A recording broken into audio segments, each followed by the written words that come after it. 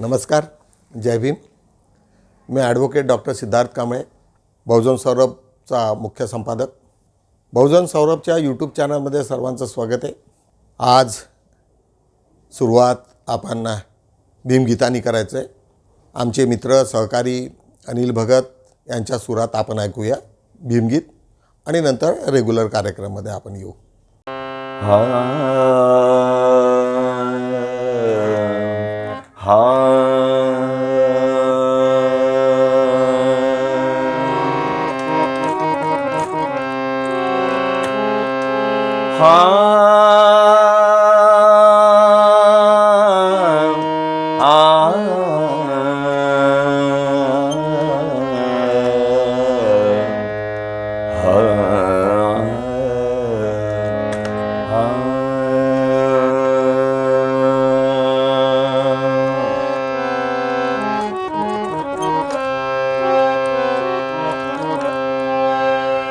निबिड जंगले तुडवितालो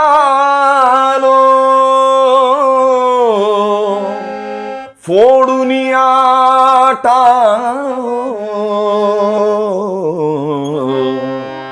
रथ समतेचा असाणीला सांभाळून न्यावो. रथ समतेचा असाणीला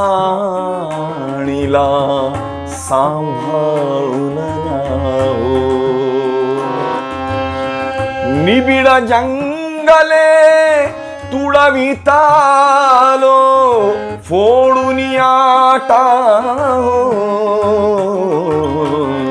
रथ समतेचा असाणीला सांभाळून न्यावो.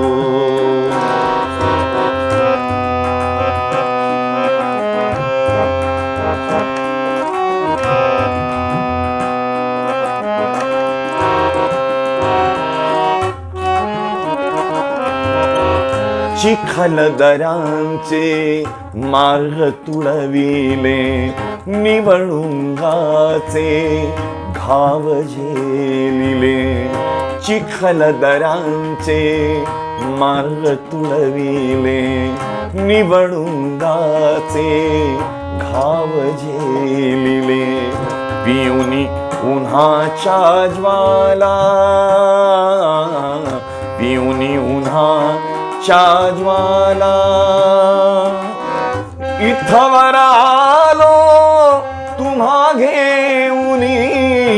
इथवर आलो तुम्हा घेऊनी साथ मला द्या.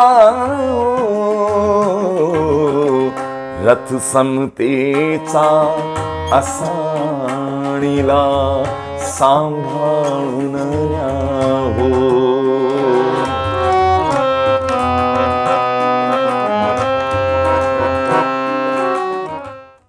चला तर आज आपण भावगीताचा आस्वाद घेतला. मला अजूनपर्यंत काही विशेष असा प्रतिसाद मिळालेला नाही की ह्या भावगीताचं आपण ठेवावं की नाही. काही लोकांची जर इच्छा असेल की याला कंटिन्यू करायचं तर आपण कंटिन्यू करू किंवा त्याला ड्रॉप करता येईल.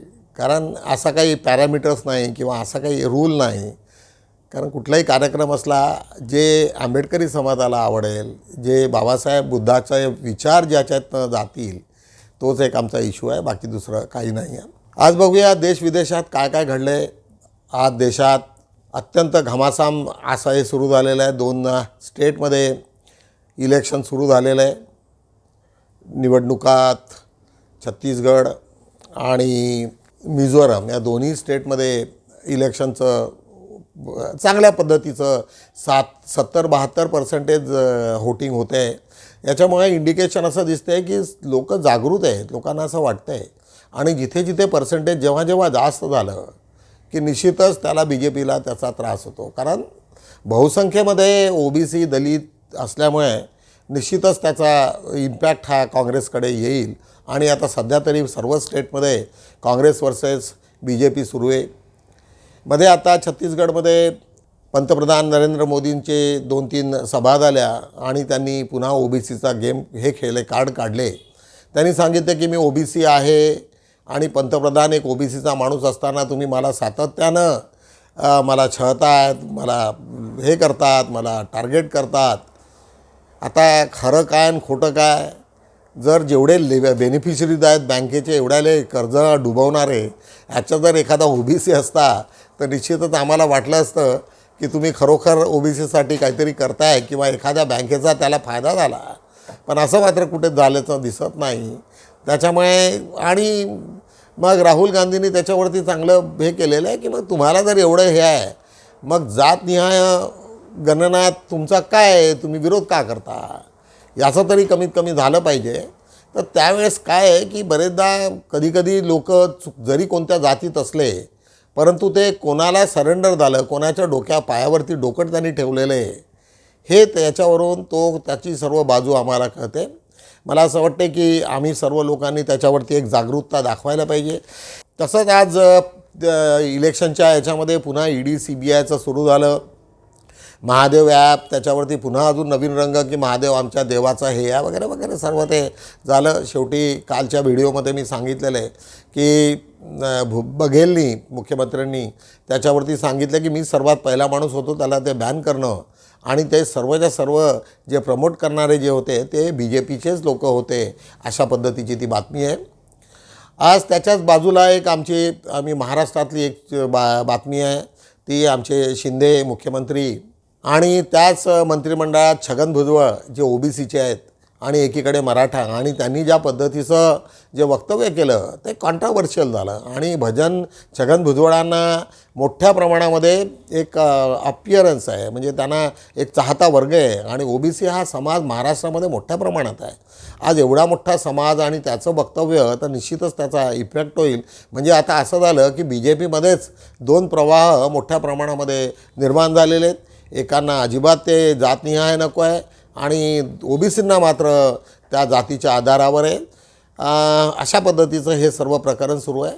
आज इंटरनॅशनल लेवलकडे जर आज आम्ही पाहिलं तर तिथल्या हमासच्या जेवढं आता थोडंसं तीव्रता कमी झालेली आहे या युद्धाची, आणि महत्त्वाचं म्हणजे इस्रायलचे आता तिथे जेवढे प्लांट करून ठेवलेले आहेत तिथे भुयारं 1300 भुयार आहेत आणि त्याच्यामध्ये वेगवेगळे शस्त्र आणि वेगवेगळे बॉम्ब्स त्याच्यामध्ये. आता त्याला डिटेक्ट करणं आणि हे करणं ही मोठी सर्कस आहे.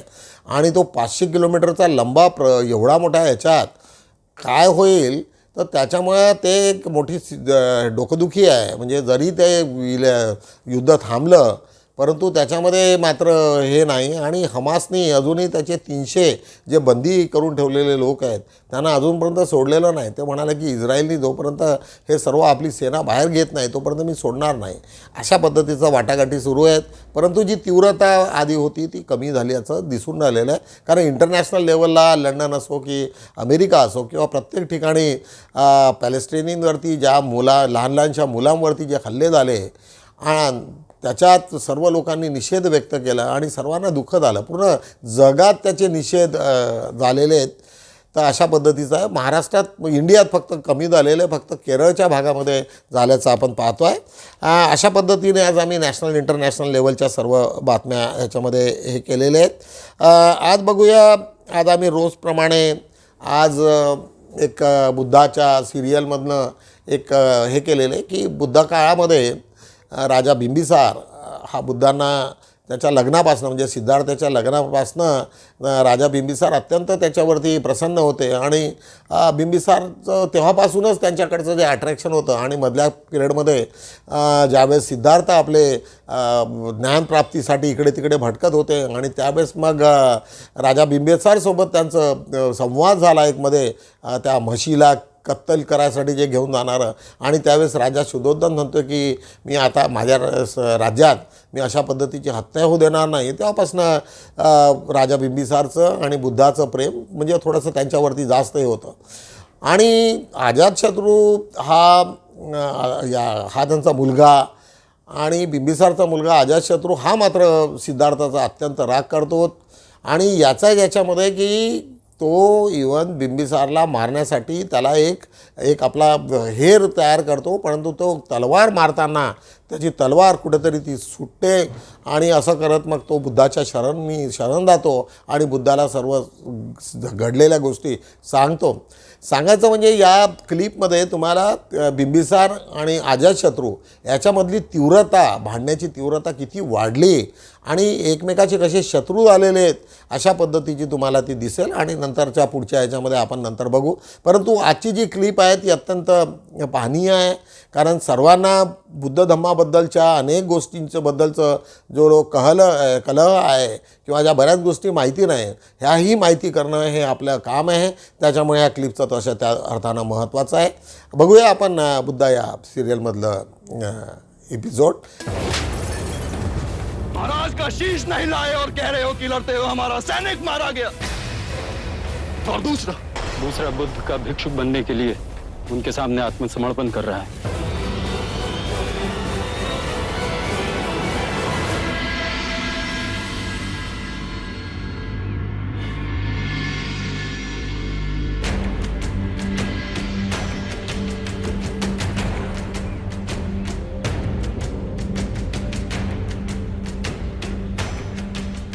मैं तो अनपढ़ हूँ मुनिवर,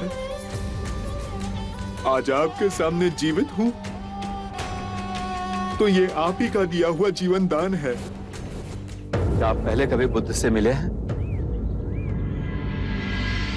महाराज बिंबिसार को मैंने धन की लालच में मारना चाहा, मैं पकड़ा गया। महाराज के हाथों मेरा वध होता, पर उनकी उठी हुई तलवार गिर गई। उन्होंने कहा कि वो उनके गुरु बुद्ध के वचनों की वजह से मुझे जीवित छोड़ रहे हैं। मुझे आपकी शरण में आना है प्रभु, आपके शरण में ही मुझे मुक्ति मिल पाएगी। मुझे इस ग्लानि से मुक्ति दिला दो, मैं कभी शस्त्र नहीं उठाऊंगा। मुझ नीच को क्षमा कर दीजिए प्रभु। जिस क्षण तुम्हारे अंतर में ये विचार उत्पन्न हुआ कि तुम पाप कर रहे थे, उसी क्षण स्वयं तुमने अपने मुक्ति के मार्ग पर पहला पग रख दिया था।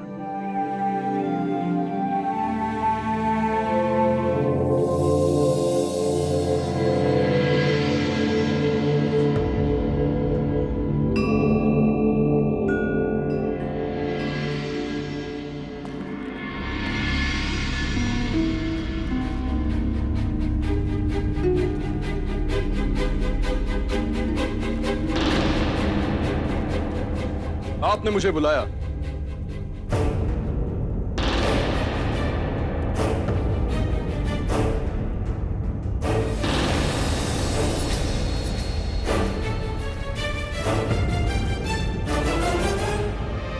आज हमारा पुत्र हमसे आंखें चुरा रहा है।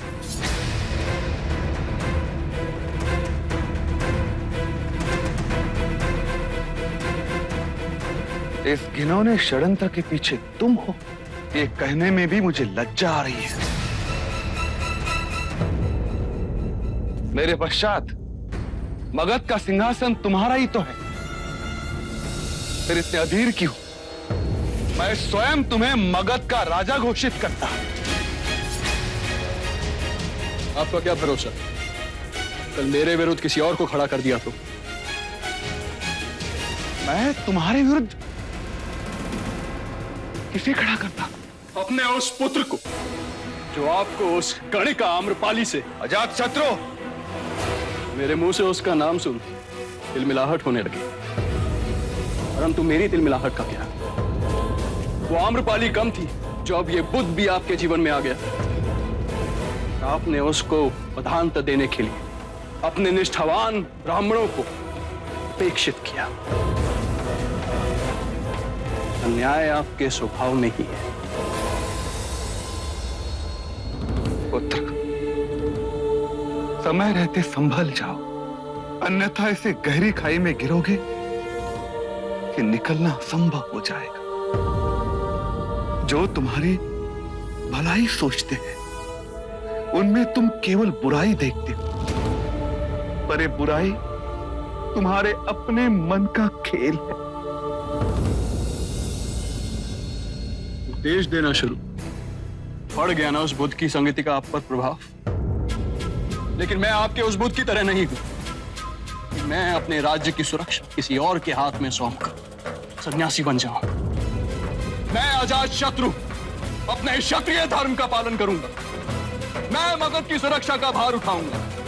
मेरे राज्य में मगध का ध्वज पूरे जम्बू द्वीप में फहराया जाएगा। मगध की प्रजा पूर्ण रूप से सुरक्षित है। पूरे जम्बू द्वीप ने हमारे राष्ट्र का लोहा माना है, तो फिर व्यर्थ में रक्तपात क्यों? आप क्षत्रिय हैं, रक्तपात से कब से डरने लगे? कहीं ये भी उस पाखंडी बुद्ध की शिक्षा तो नहीं? अजात शत्रु, तुमसे बात करना भी व्यर्थ है।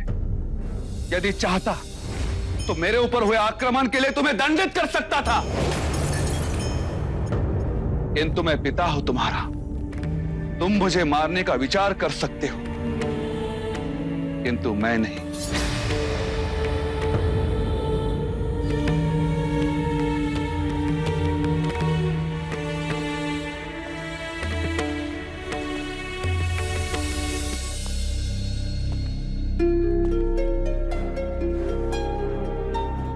एक पिता के लिए इससे अधिक पीड़ा की बात क्या होगी कि उसका अपना रक्त उसका शत्रु है।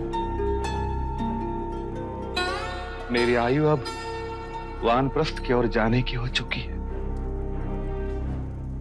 मैं स्वयं इस राजपाट को छोड़ना चाहता हूं, पर मुझे लगता है कि अगले 10 वर्ष मुझे उस दिन की प्रतीक्षा करनी होगी।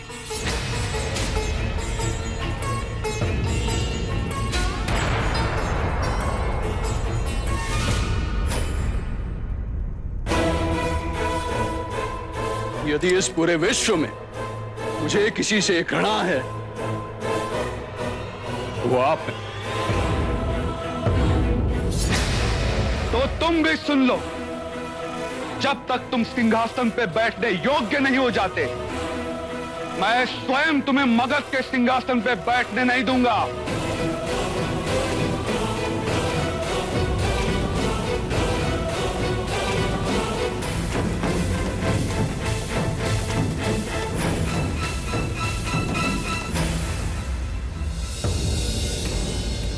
अपने पिता के छाती पे पांव रखकर तुम कौन सी ऊंचाई छूना चाहते हो पुत्र? पिता और पुत्र का ये नाता होता। निश्चितच तुम्हाला याच्यातनं ही क्लिप आवडली असेल। आज बघूया बहुजन सौरभच्या महत्त्वाच्या काय काय आज आम्ही घडामोडी झाल्या भारतात। एक दिल्ली नाही, देशात सर्वत्र राज्यामध्ये बेरियम फटाक्यावर बंदी। फटाका बनवण्यामध्ये बेरियम नावाचा एक जो असतो जो प्रदूषण पसरवत असतो, तर त्याच्या सर्वोच्च न्यायालयाने सर्व स्टेटला विनंती केलेली आहे आणि सांगितलं त्याने की तुम्ही आपापल्या स्टेटमध्ये अशा टाईपचं जर कुठले फटाके असतील तर ते त्यांना तुम्ही बंदी घाला आणि अशाला होऊ देऊ नका। नागपूरमध्ये फटाका उडवण्याची वेळ निश्चित केलेली आहे, 7 ते 10 आहे आणि त्या 10च्या नंतर फटाके उडवू नये अशी कॉर्पोरेशन ही दक्षता घेईल आणि सामान्य लोकांना त्यांनी सांगितलं की तुम्ही 10च्या नंतर नाही हे करायचं आणि दुसऱ्या दिवसापासून त्याच्या स्वच्छता आणि पोल्युशनच्या बाबतीत जे काही होईल त्याच्यातही लोकांना काही मार्गदर्शक तत्त्व दिलेले आहेत की जेणेकरून ते पोल्युशन कमी होईल। एक त्याच्या शेजारची आमची न्यूज आहे, आदित्य L1ला पहिले यश। आमच्या इस्रोच्या सायंटिस्ट लोकांनी एक मोठं हे पाठवलेलं आहे आणि आपल्या अभियानातनं यांना सूर्याच्या ज्या किरणांवरती होणारे पृथ्वीवरती जे काही प्रतिक्रिया होत आहेत त्याच्याबद्दलचे अनेक काही उलगडी होत्या त्या त्यांच्या हातात लागलेल्या आहेत। त्याच्यामुळे हे निश्चितच एक महत्त्वाची एक बातमी होती, सायंटिस्ट लोकांची बातमी आहे आणि त्याच्यामुळे देशाचा निश्चितच याच्यात फरक पडेल, उन्नती होईल। बिहारमध्ये आरक्षणाची व्याप्ती 75% वाढवणार। बापरे, नितीश कुमारनी तर एकदम हॅट्रिकच मारली। आज अशा पद्धतीचे जर ओबीसीतले नेते आणि मुख्यमंत्री जर निर्माण झाले तर मला असं वाटते की ब्राह्मणवादी संघटना RSS सारख्या यांना लवकर संपण्यामध्ये काही जास्त वेळ लागणार नाही. कारण ह्यांची नाडी आहे की ज्या जातीनिहाय गणना ज्या दिवशी झाली तेव्हा त्यांचं खरं जे आहे ब्राह्मण ही समाज किती मोठा आहे हे लक्षात येईल. आणि त्यांनी नंबर ऑफ पोस्ट किती पोस्ट त्यांच्या हातात आहे हे ज्यावेळेस लोकांना कळेल त्यावेळेस निश्चितच सर्व स्टेटमध्ये हे 50% वगैरे हे जे कोर्टाने केलेलं आहे ते त्याच्यावर व्यतिरिक्त लोक 75% 80% असे जर गेले तर ब्राह्मणांना फार मोठा धोका होण्याची शक्यता आहे. त्याच्यामुळे आम्ही निश्चितच त्याचं आम्ही समर्थन करतो नितीशचं. आता कुठेतरी एखादा स्लिप झालेला एखादा शब्द आहे त्याच्यामुळे अनेक TV चॅनलमध्ये त्याच्या विरोधामध्ये काहीतरी अभद्र बोलले अशा पद्धतीचं काय TV चॅनलवरती मला पाहण्यात आलं.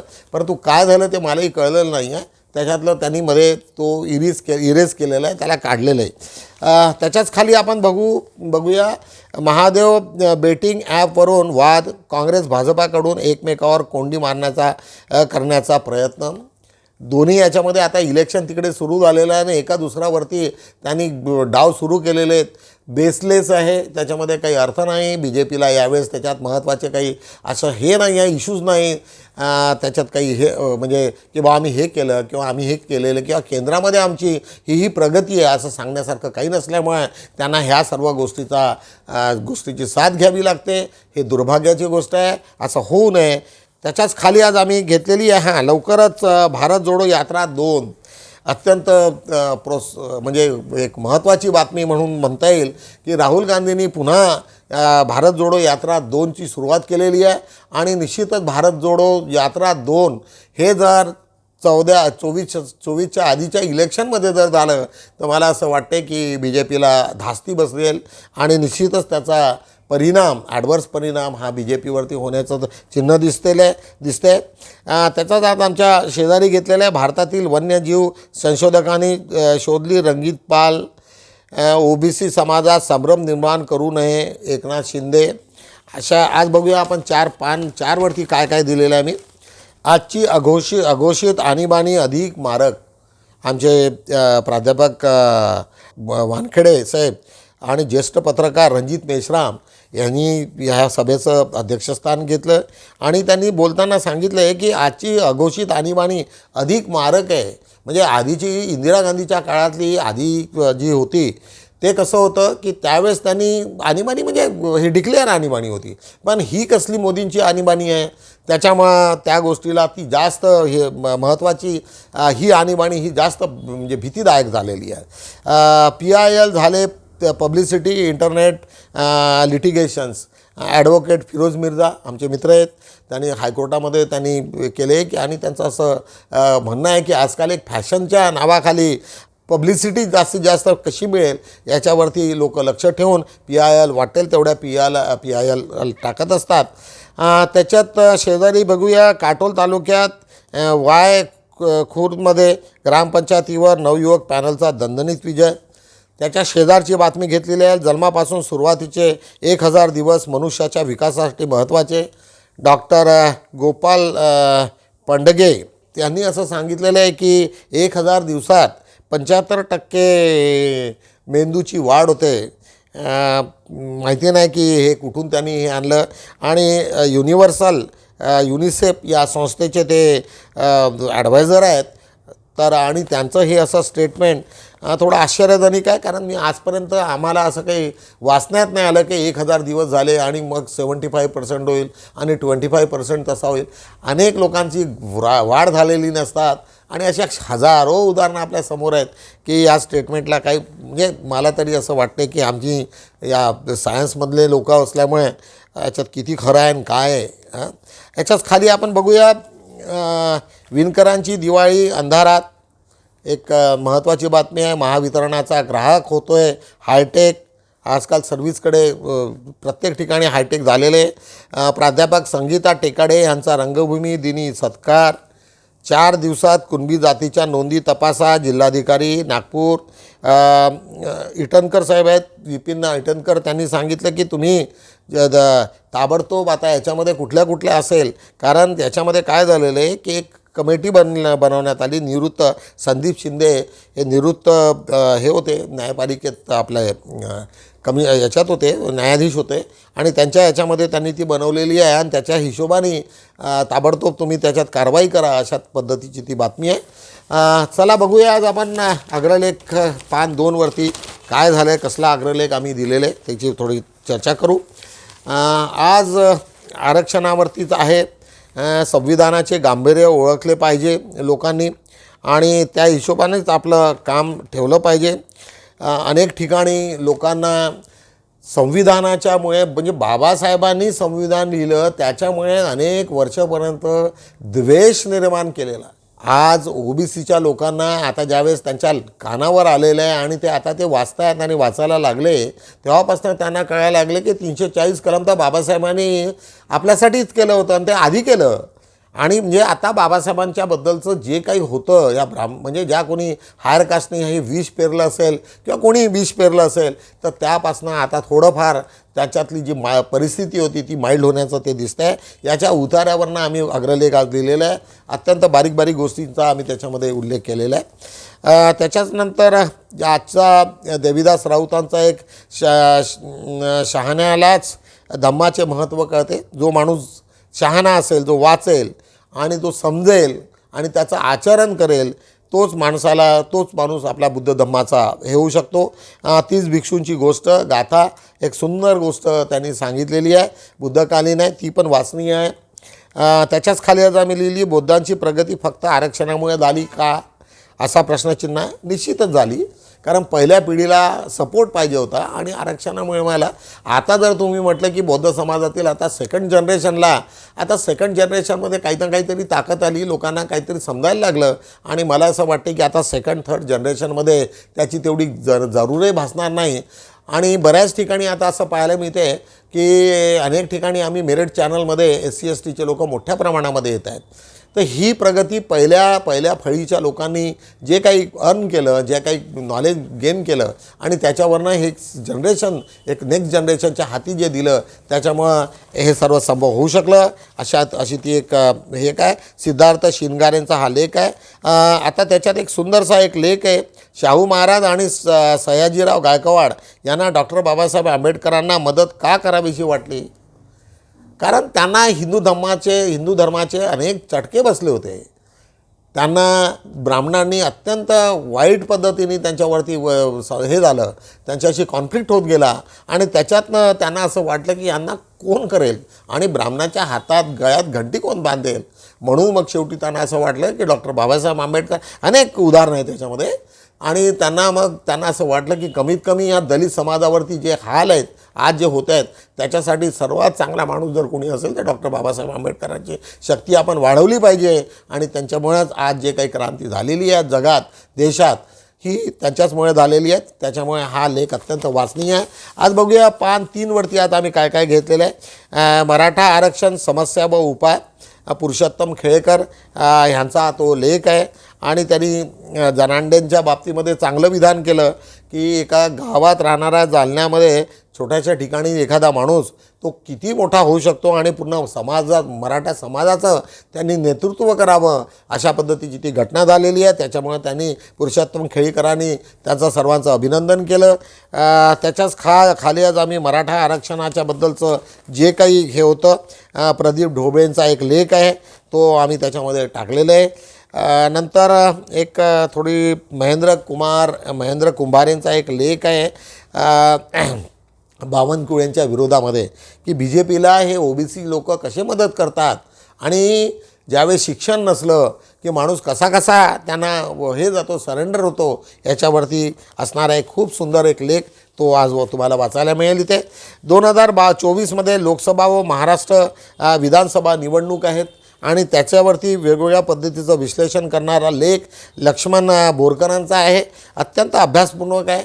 त्याच्यावरती निश्चितच तुम्हा लोकांनाही थोडंसं आयडिया येईल आणि तुम्ही आपले विचार त्याच्यामध्ये मांडण्यासारखी पुन्हा आम्हाला बहुजन सौरभला तुम्हाला लिहायला एक तुम्ही मोकळे आणि तुम्ही जर लिहिलं तर निश्चितच आम्ही ते छापू आणि लोकांच्या रिॲक्शन्स आल्या पाहिजे. जोपर्यंत येणार नाही तोपर्यंत आमची समाज जागृती होणार नाही. आज अशा पद्धतीने आम्ही बहुजन सौरभचे 4ही पेजेस आम्ही संपवलेले आहेत.